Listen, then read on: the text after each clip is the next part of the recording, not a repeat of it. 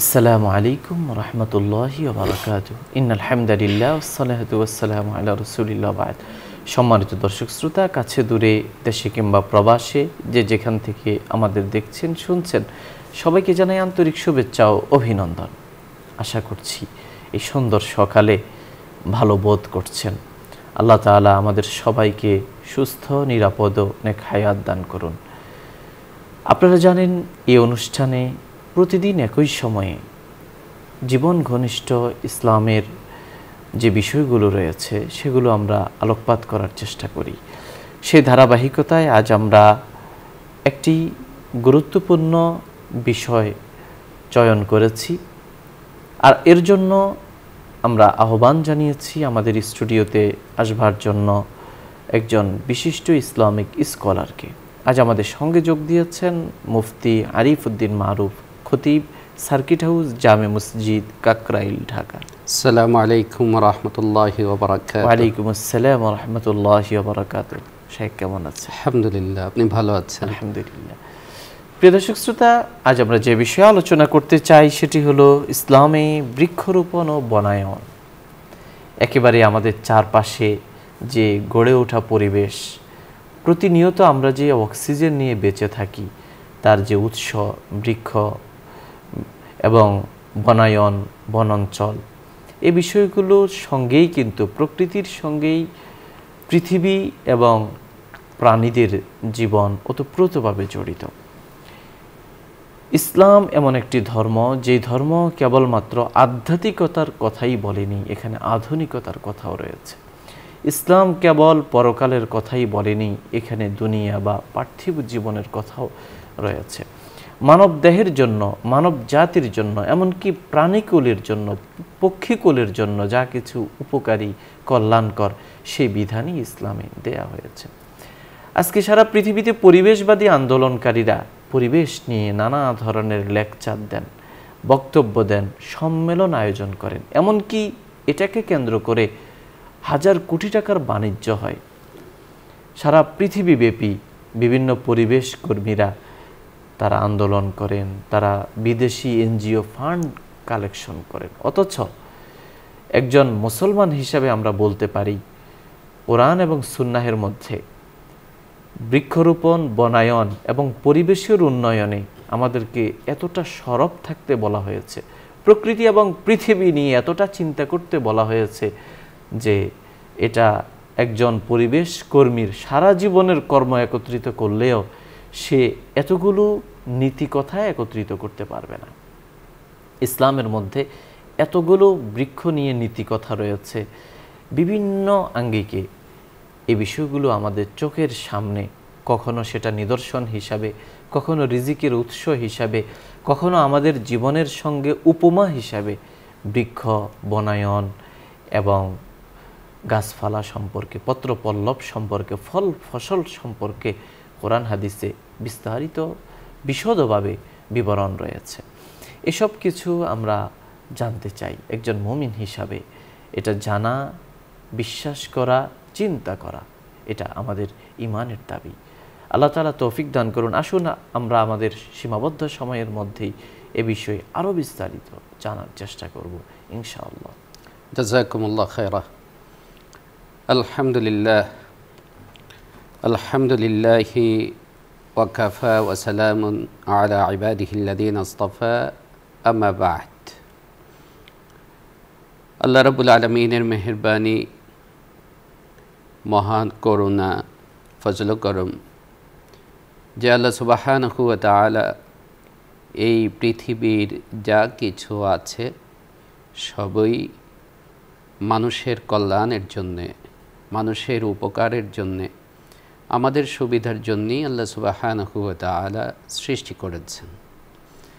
কোরআনে কারীমে আল্লাহ সুবহানাহু ওয়া তাআলা এ সম্পর্কে সুস্পষ্ট ইরশাদ করেছেন যে হুয়াল্লাযী খালাকা লাকুম মা ফিল আরদি জামিআ, এই জমিনে, এই পৃথিবীতে যা কিছু আছে সব তিনি তোমাদের কল্যাণের জন্যই সৃষ্টি করেছেন, তোমাদের ভালোর জন্যই সৃষ্টি করেছেন। আমাদের চোখের সামনে এই যে প্রকৃতির সবুজ শ্যামলিমা, গাছগাছালি, বৃক্ষলতা, ফলমূল, পত্রপল্লব, ফুল, এই যে আল্লাহ সুবহানাহু ওয়া তাআলার কত নিয়ামত আল্লাহ তাআলা আমাদেরকে দিয়েছেন। আল্লাহ সুবহানাহু ওয়া তাআলা কুরআনে কারীমে যতগুলো বিষয়ের অবতারণা করেছেন সবচাইতে বেশি, এর মধ্যে আমি বলবো যে প্রকৃতি, গাছগাছালি, ফলমূল ইত্যাদির কথাও আল্লাহ সুবহানাহু ওয়া তাআলা সবচাইতে বেশি উল্লেখ করেছেন। কখনো আল্লাহ সুবহানাহু ওয়া তাআলা এই বৃক্ষ, এই গাছগাছালি, ফলমূল ইত্যাদিকে তার বিশেষ কুদরতের নিদর্শন হিসাবে উল্লেখ করেছেন।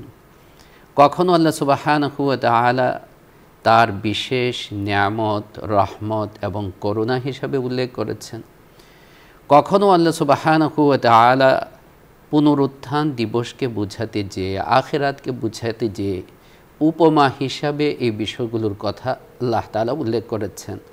এবং কোথাও সরাসরি আল্লাহ সুবহানাহু ওয়া তাআলা এই গাছ, এই বৃক্ষলতা আমাদেরকে যে কি কি উপকার দেয়, তার ফল আমরা ভক্ষণ করি, তার ছায়া আমরা গ্রহণ করি, তার ডাল, শাখা প্রশাখা যা আছে সেটা আমাদের ঘর নির্মাণের কাজে বা আমাদের নির্মাণের কাজে সেটা লাগে, কাঠ তৈরি হয়।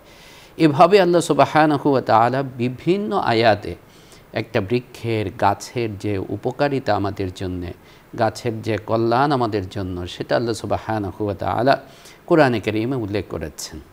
আমরা এ থেকেই গাছের এবং বৃক্ষরোপণের একটা গুরুত্ব আমরা বুঝতে পারি, অনুধাবন করতে পারি।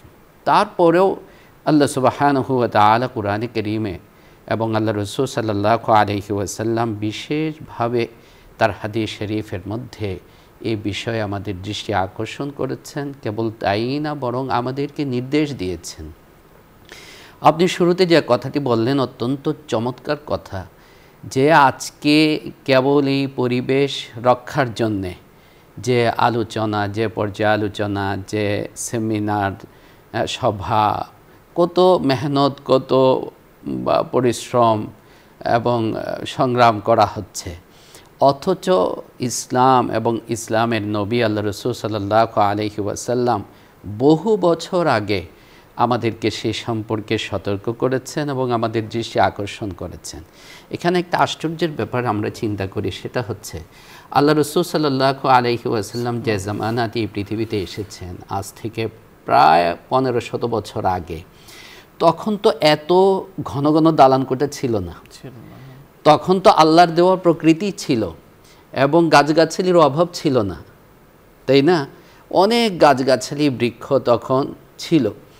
ওই পরিবেশেও আল্লাহ রাসূল সাল্লাল্লাহু আলাইহি ওয়াসাল্লাম বিশেষভাবে ধর্মীয় বিধান হিসাবে, কেবল যে এটা একটা সামাজিক বিধান বা সমাজের উপকারী হিসাবেই না, ধর্মীয় বিধান হিসাবে আল্লাহ রাসূল সাল্লাল্লাহু আলাইহি ওয়াসাল্লাম এর সওয়াব, এর ফজিলত, একটা গাছ লাগানোর যে সওয়াব, একটা বৃক্ষরোপণের যে সওয়াব, গুরুত্ব আল্লাহ রাসূল সাল্লাল্লাহু আলাইহি ওয়াসাল্লাম তার হাদিস শরীফের মধ্যে উল্লেখ করেছেন।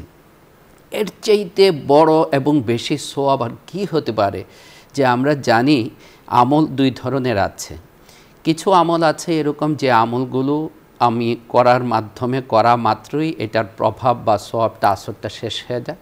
যতক্ষণ আমি ওই আমলটা করছি ততক্ষণই এই আমলটা, মনে করেন আমি বসে বসে সুবহানাল্লাহ পাঠ করলাম, আল্লাহু আকবার পাঠ করলাম, অনেক বড় ফজিলতের আমল, কিন্তু এটার স্থায়িত্ব কত সময়? যত সময় আমি এটা পাঠ করছি। এক ধরনের আমল এরকম আছে। আরেক ধরনের আমল ইসলামের দৃষ্টিতে, কোরআন হাদিসের দৃষ্টিতে এরকম আছে যেগুলিকে বলা হয় জারিয়া। জারিয়া মানে হচ্ছে যে আমি আমল না করলেও এটার সওয়াবটা চলমান থাকে, জারি থাকে, এমনকি আমার মারা যাওয়ার পরেও। দেখেন, মানুষের মৃত্যু, মৌতের মাধ্যমে তার সব হাদিসে এসেছে ইনকাতা আমালুহু, সে তো আর কোনো আমল করতে পারে না, সব আমল তার কাট অফ হয়ে যায়, বিচ্ছিন্ন হয়ে যায়।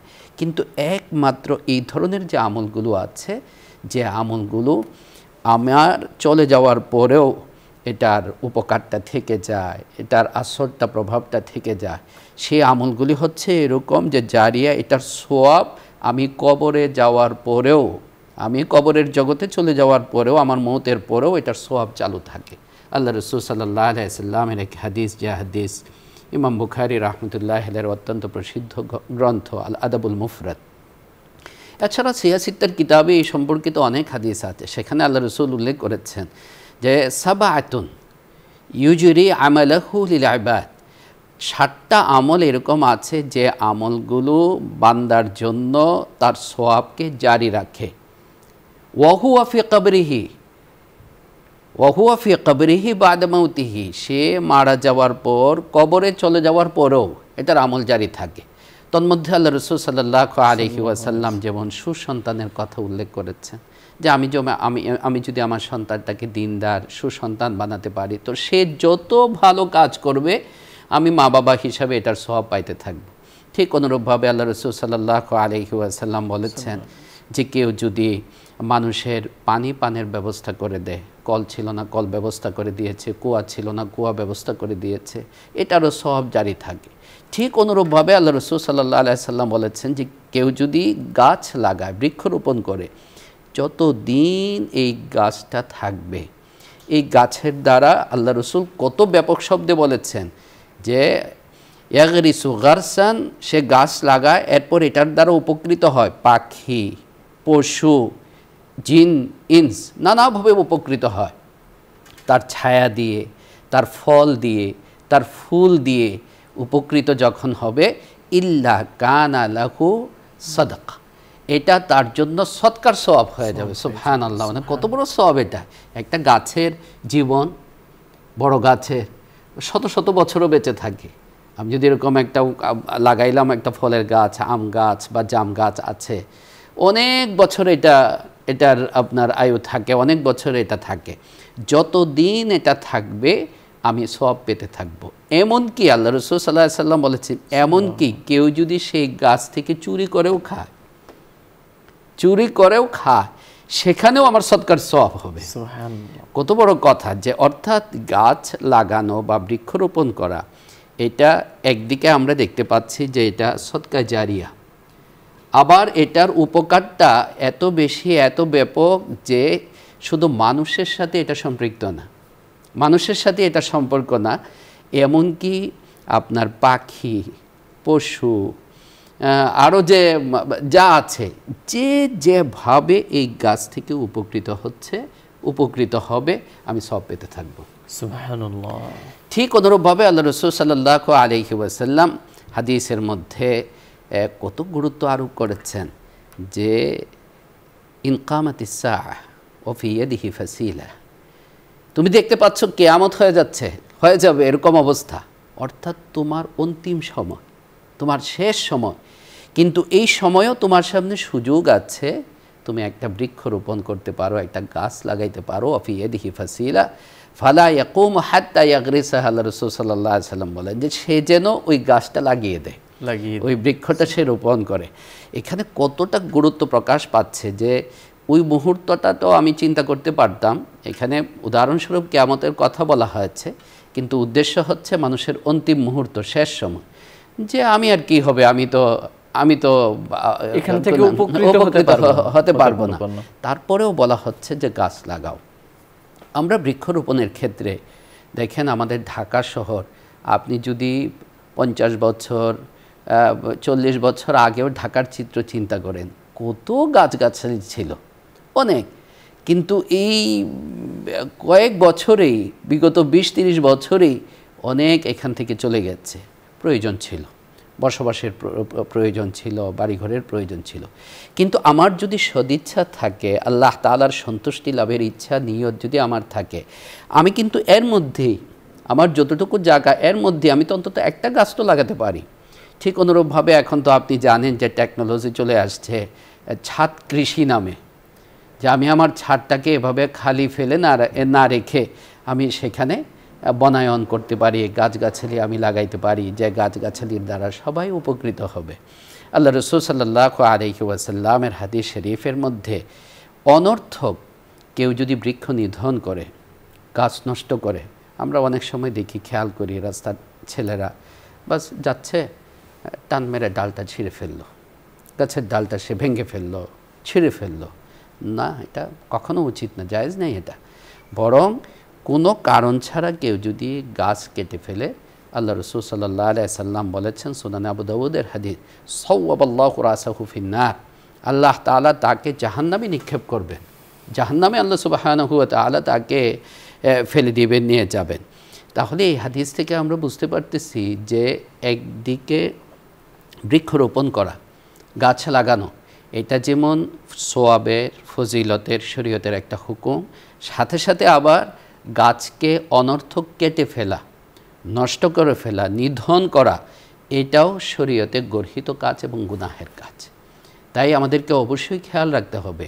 আমরা যদি একটু চিন্তা করি, বিশেষ করে গ্রামের যারা আছেন, যাদের জায়গার অভাব নেই, গ্রামে যারা আছেন, গাছ তো কেবল আমাকে যে প্রাকৃতিক উপকার পৌঁছায় তাও না, গাছ তো আমাদের একটা মূল্যবান সম্পদ।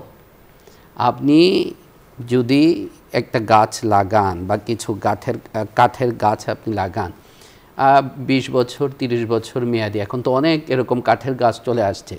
আপনার ছেলেটা বড় হতে হতে, আপনার মেয়েটা বড় হতে হতে, তার যে বিয়ের খরচ বা তার যে অতিরিক্ত খরচ বা আপনারই দৈনন্দিন অতিরিক্ত যে খরচগুলো আছে, দেখা যাবে এই গাছ বিক্রি করে আপনি সেটা ব্যবস্থা করতে পারছেন।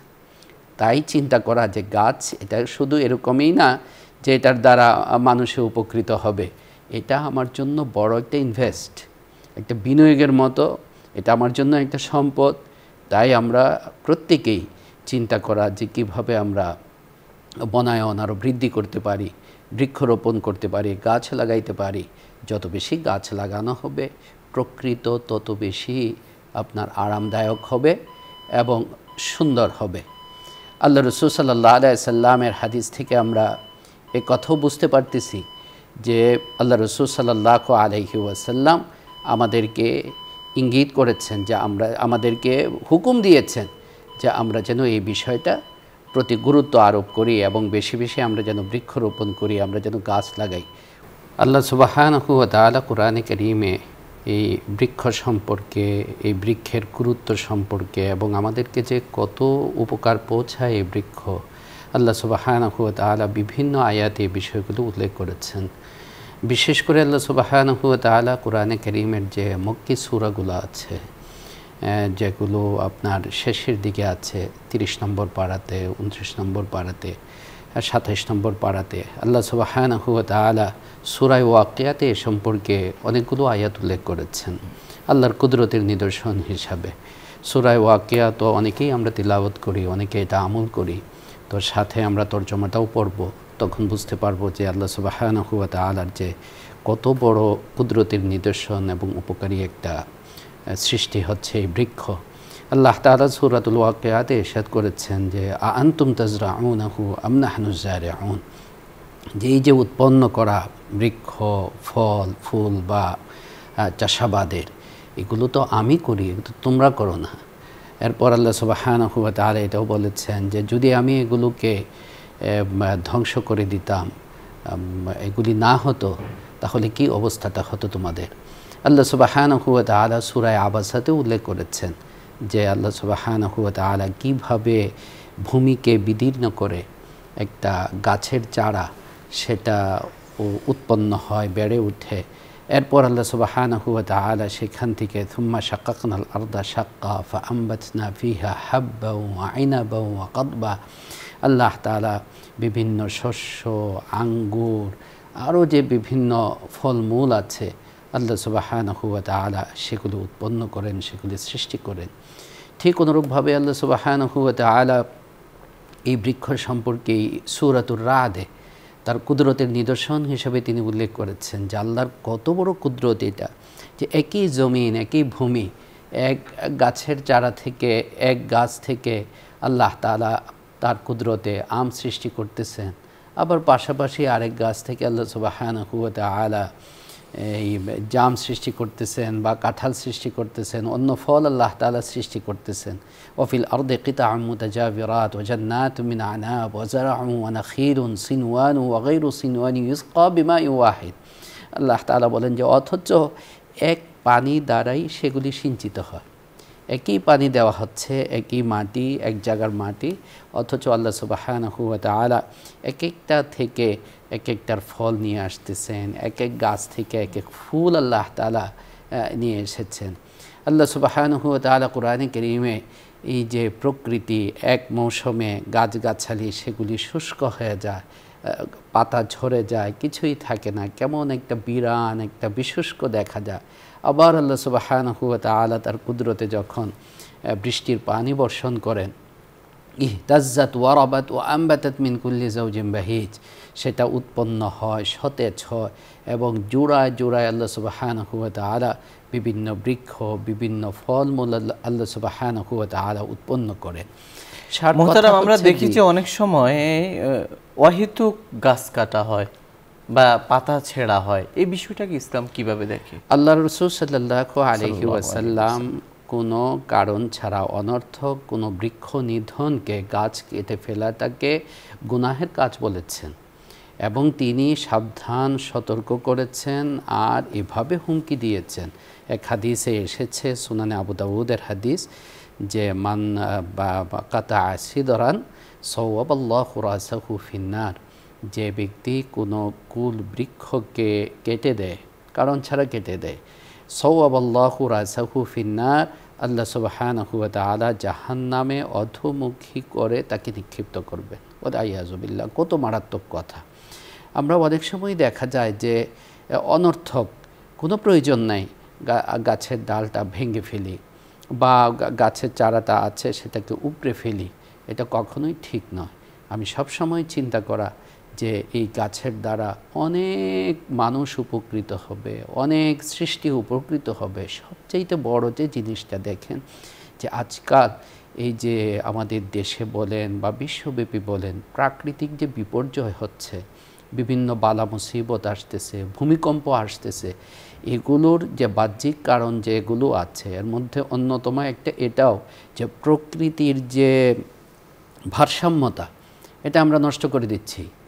গাছ কেটে কেটে বিভিন্ন আমাদের প্রয়োজনে বা অপ্রয়োজনে অনেক গাছ আমরা কেটে ফেলতেছি, কেমন বিরান হয়ে যাচ্ছে। অথচ এই গাছের দ্বারা যে প্রকৃতির ভারসাম্যতা আল্লাহ সুবহানাহু ওয়া তাআলা রক্ষা করেন, সেটাও আল্লাহ সুবহানাহু ওয়া তাআলা কোরআনে কারীমের বিভিন্ন আয়াতের মধ্যে উল্লেখ করেছেন। আমরা দেখি যে কিছু বৃক্ষ এমন আছে যেগুলো মানবদেহের জন্য কিঞ্চিত ক্ষতিকর, যেমন গাঁজা বৃক্ষ, এটাও কিন্তু গাছ থেকেই হয়। উলামায়ে কেরাম এই গাঁজা নামক যে বস্তুটা বৃক্ষ থেকে আসে, সেটার থেকে যে স্বাদ নেওয়া, সেটা নিষেধ করেন। জি। তো এই যে ব্যাপারটা, এটাও তো আল্লাহ তাআলার একটা কুদরতের নিদর্শন। জি জি। তো আসলে এটার থেকে উপকৃত হওয়ার কোনো সুযোগ আছে কিনা?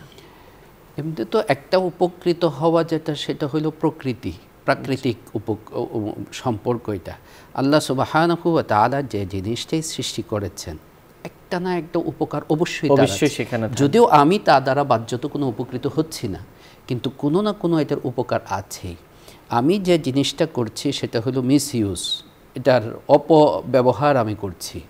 তাই এই জিনিসটা এর সমাধান এই কথা না যে আমি এই গাছ হতেই না দেওয়া বা এই গাছকে আমি ধ্বংস করে ফেলা, বরং এটার সমাধান হচ্ছে যে এটার যেন অপব্যবহারটা না হয়, মিসইউজ না হয়, সেটা আমি খেয়াল রাখা। অনেকে দেখি যে বৃক্ষকে পূজা করে, বৃক্ষর সামনে বটবৃক্ষ, বড় প্রাচীনতম যে বৃক্ষ, সেটার সামনে একটু ধ্যান করা, একটু তার সামনে সেজদা করা, এই প্রবণতাও আছে। ইসলাম এটাকে কিভাবে দেখে? এটা তো পরিষ্কার কথা যে ইসলাম আল্লাহ ছাড়া কারো ইবাদত ইসলাম সাপোর্ট করে না, অনুমতি দেয় না। গাছের মধ্যে আলাদা পূজনীয় হওয়ার কোনো যোগ্যতা নেই। জি, সে তো নিজে তো কিছু করতে পারছে না। আমি ইচ্ছা করলেই তাকে কেটে ফেলতেছি, সে পূজনীয় হইলে তাকে কেটে ফেলি কেমন করে? ইয়াকা না'বুদু ওয়া ইয়াকা নাস্তাঈন, আমরা যে সূরা ফাতিহায় সবসময় পাঠ করি যে আমরা একমাত্র তোমারই ইবাদত করি। তো এই গাছের এই ধরনের কিছু মনে করা বা কিছু করা, এ তো নিঃসন্দেহে শিরিক এবং আল্লাহ ছাড়া কাউকে সেজদা করা, এ তো তার ঈমান নিয়ে প্রশ্ন চলে আসবে। কোনো মুমিন তো এটা কখনো করতে পারবে না। তবে কোন ধর্মের মধ্যে যদি ভিন্ন ধর্মের মধ্যে, সেটা তাদের ব্যাপার, এটা আমাদের কোনো বিষয় না। মুহতারাম, আমরা জানি যে দুনিয়াতে আল্লাহ তাআলা এভাবে পত্র পল্লবে, বৃক্ষলতায়, ছায়ায় এই পৃথিবীকে সাজিয়েছেন। জান্নাতে কি এ ধরনের বৃক্ষ থাকবে? জি, আল্লাহ সুবহানাহু ওয়া তাআলা কুরআনে কারীমে সূরাতুল ওয়াকিয়াতে এরকম বৃক্ষের কথা উল্লেখ করেছেন।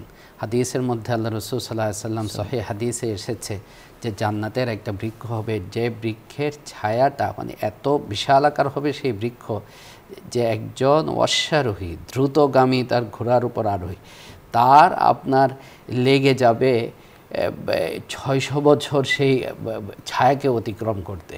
আল্লাহ সুবহানাহু ওয়া তাআলা কুরআনে কারীমে এই যে গাছের যে ছায়া, জান্নাতের গাছের ছায়া, এটাকে আল্লাহ তাআলা একটা নিয়ামত হিসাবে উল্লেখ করেছেন।